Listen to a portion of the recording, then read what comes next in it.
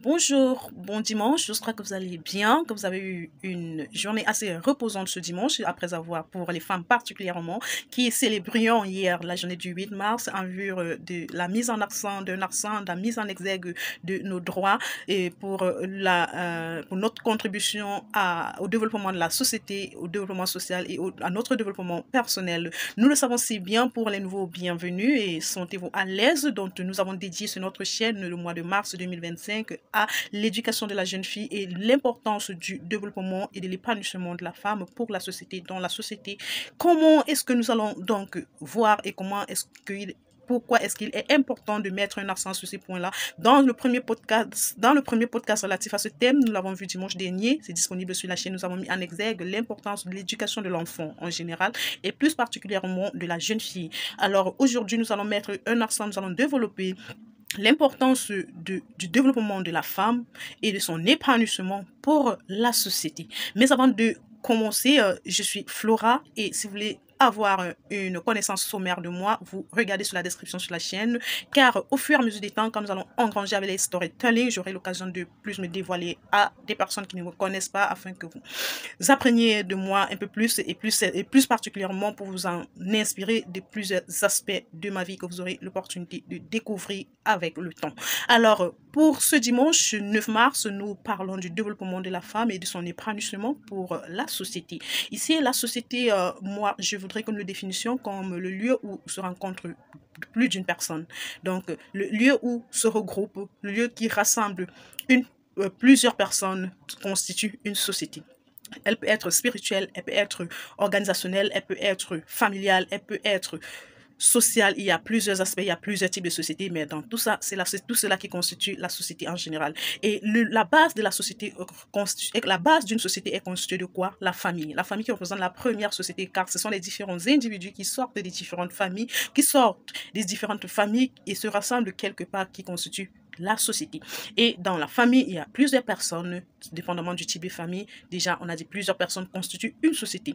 Donc, pour l'épanouissement de la femme, qui, d'après une table ronde à laquelle j'ai participé tout récemment, il y a beaucoup qui se disent femmes, mais au moment où on leur demande de définir c'est quoi la femme, elles en sont incapables. Donc, je ne vais pas me permettre de donner une définition quelconque ici. J'invite chaque femme à se définir. Femme, qui es-tu, ma soeur? Qui es-tu? Qu'est-ce que la femme, tout simplement? Alors, je voudrais me pencher sur un angle un peu plus spirituel et allant de mes convictions. Pour ceux qui me connaissent, c'est ma base. Donc, je vais développer en me penchant sur cet angle-là. Mais avant, je voudrais déjà interpeller tous les hommes qui ont un problème avec le fait que la femme soit mise en exergue. Le conseil que je pourrais vous donner dans le prochain podcast, c'est d'aller vous renseigner auprès de vos aînés ou même parfois auprès de vos égaux qui prospèrent, qui réussissent. Comme la Bible, ma référence le dit, à tous égards, ce sont des personnes qui ont su donner une place capitale et importante à la femme et particulièrement à leurs femmes ou leurs épouses. Donc, ces hommes qui pensent que mettre en exergue, mettre en évidence, redonner à la femme la valeur qu'elle représente est un problème, je les convie très humblement à aller revoir leur système de pensée. Alors, pourquoi il est important que la femme soit développée et épanouie pour notre société? Comme pour le cas de la jeune fille, une femme qui n'est pas complètement épanouie ne peut rien offrir à la société. Elle ne peut rien apporter à sa famille. Elle ne peut rien apporter à l'entreprise dans laquelle elle travaille. Elle ne peut rien apporter à l'entreprise pour laquelle elle est supposée ou qu'elle suggère avoir créé. Elle ne peut rien apporter aux différents environnements dans lesquels elle se trouve. Et pourquoi donc il est crucial que la femme sache que son épanouissement est le centre premier pour pouvoir apporter de la valeur à l'ensemble de son environnement? Parce que c'est de l'intérieur que vient ce que nous donnons. C'est de l'intérieur que vient ce que nous donnons. Homme comme femme, et particulièrement, je parle de la femme dans ce cadre. La femme, comme le disait un adage dont je ne connais pas l'auteur, la plus belle femme au monde ne peut offrir que ce qu'elle a. Si à l'intérieur d'elle, elle n'a que de l'amertume, elle redonnera de l'amertume. Si elle a de l'amour, elle donnera de l'amour. Si elle a de la richesse, elle donnera de la richesse. Donc, et une femme, d'après la Bible, comme le dit, d'après les chrétiens, dans le livre des proverbes, autant pour moi, particulièrement au proverbe 31, nous connaissons toutes les vertus qu'une femme peut recouvrir et qu'une femme peut recouvrir, qu'une femme peut porter en elle. Il y en a tellement. Je ne mettrai pas ici à citer, mais une femme, c'est un vase, comme je le lis quelque part, je le lisais encore quelque part, une femme, c'est un vase d'honneur, un vase rempli et d'amour, et de bonté, et de patience, et de force, et de courage, pour ne citer que cela.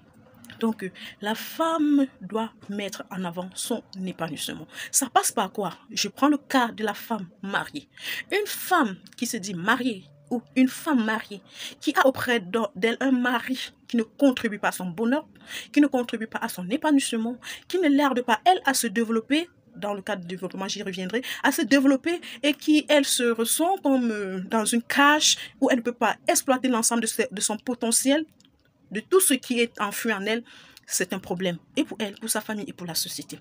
Une femme qui n'est pas épanouie sur le plan professionnel, c'est-à-dire une femme qui fait un travail comme si c'était une corvée, ou bien qui travaille parce qu'il faudrait que la société dise que c'est une femme qui travaille, c'est un problème pour la société.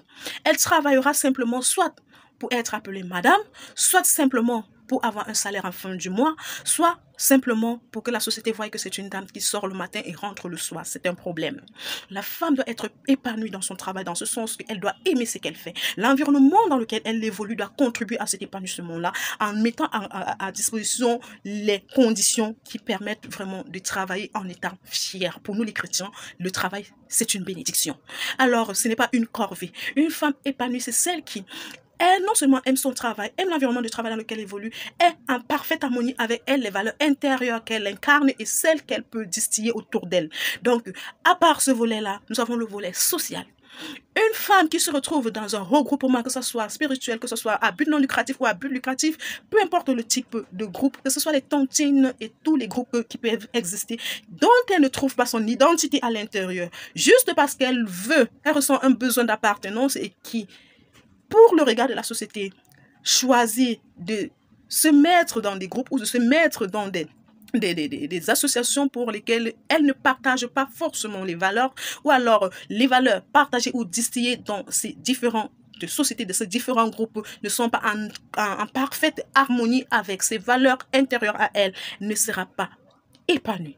Pour ne citer que cela, donc l'épanouissement de la femme va dans ce sens qu'une femme doit connaître son identité, connaître ce qu'elle représente, mettre ses points forts en avant, mais connaître ses limites, savoir jusqu'où elle peut aller et jusqu'où elle ne peut pas aller et quelles limites elle doit permettre au monde extérieur de pouvoir franchir pour ne pas que sa personnalité ou alors sa personne intérieure se sente blessée, blessée, c'est le mot. Donc, la femme doit pouvoir travailler sur son identité, travailler à savoir ce qu'elle veut, ce qu'elle représente dans la société pour pouvoir bien et choisir les cadres dans lesquels elle souhaiterait avancer et bien choisir les domaines dans lesquels elle souhaiterait prospérer et offrir le meilleur d'elle-même pour pouvoir avoir des résultats escomptés.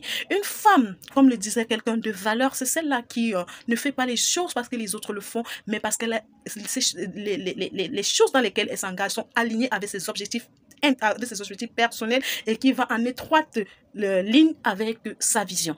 Alors, pour ce plan sur l'épanouissement de la femme, je pense que je vais m'arrêter là aujourd'hui et dans le prochain podcast, dimanche prochain, certainement, nous reviendrons sur l'importance du développement de la femme et sa contribution pour la société. Je crois que ce podcast aurait édifié quelqu'un, aurait réveillé quelque chose en quelqu'un et particulièrement en une dame, à une sœur, à une petite sœur.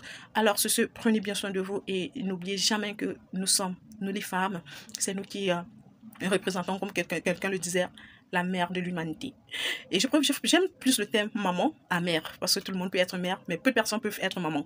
Alors, on se donne rendez-vous dimanche prochain pour